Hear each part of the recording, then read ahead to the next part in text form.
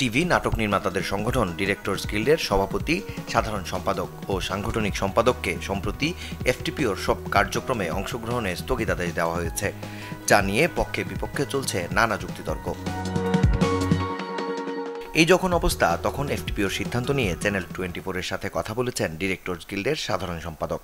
তার মতে, যেখানে এফটিপিওতে পরিচালকদের বর্তমান কমিটির কোনো প্রতিনিধি নেই, সেখানে কার্যক্রমে স্থগিতাদেশ দেওয়াটা অযৌক্তিক। তাই এ নিয়ে বিচলিত নন তারা। ফেডারেশন সে তার মতো করে তারা আমাদেরকে স্থগিত করেছে। ধরেন আমি গত কমিটির সেক্রেটারি হিসাবে সেখানে আমি আছি, বর্তমান কমিটির প্রতিনিধি হিসাবে কি আমাকে অন্তর্ভুক্ত করেছে? আমার প্রেসিডেন্টকে অন্তর্ভুক্ত করেছে?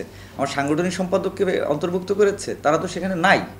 এখন নাই সেখানে একটা জায়গায়, সেখানে আমাদেরকে স্থগিত করলেই কি আর না করলেই কি? এখন আমি সম্মানের সহিতই বলছি যে আমাদের সাবেক প্রেসিডেন্ট, এখন যিনি এফটিপিওর মহাসচিব, উনি কিন্তু এফটিপিওতে প্রতিনিধিত্ব করছেন, কিন্তু ডিরেক্টরস গিল্ডের সাবেক সভাপতি হিসাবে কিন্তু উনি এফটিপিওতে অন্তর্ভুক্ত হয়েছিলেন। তো তার তো উচিত ছিল যে এই কমিটিকে যারা নতুন পাশ করে আসছে তাদেরকে সেই জায়গাগুলো বুঝিয়ে দেওয়া, সেটা তো সে দেয়নি।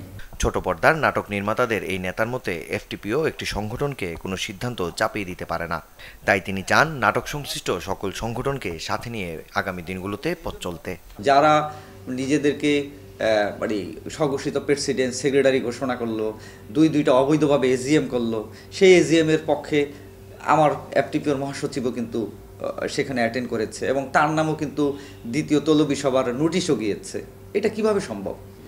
তা আমাদের এখন কথা হয়েছে যে এফটিপিও আমাদেরকে পরামর্শ দিতে পারে, এফটিপিও আমাদেরকে কোনো মানে সাংগঠনিক কোনো বিষয় চাপিয়ে দিতে পারে না।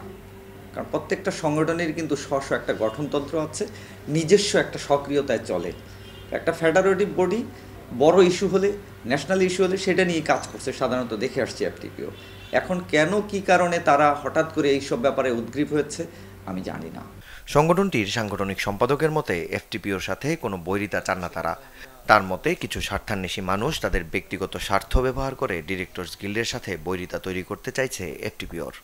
আমার এফটিপিওর কাছে মানে বলার একটাই, যে সমস্ত সংগঠনগুলোর স্বার্থ যাতে সবার একই দৃষ্টিতে দেখেন, এবং ডিরেক্টরস গিল্ড বাংলাদেশ তো মানে সবার সাথে সমন্বয় করে চলার জন্যই চাচ্ছে, বাট সেই জিনিসটা আমরা পাচ্ছি না।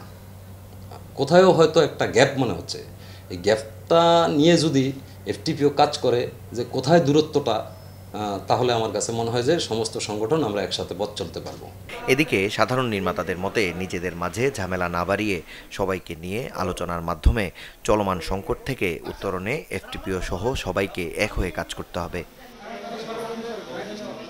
মাকসুদুল হক ইমু, চ্যানেল 24, ঢাকা।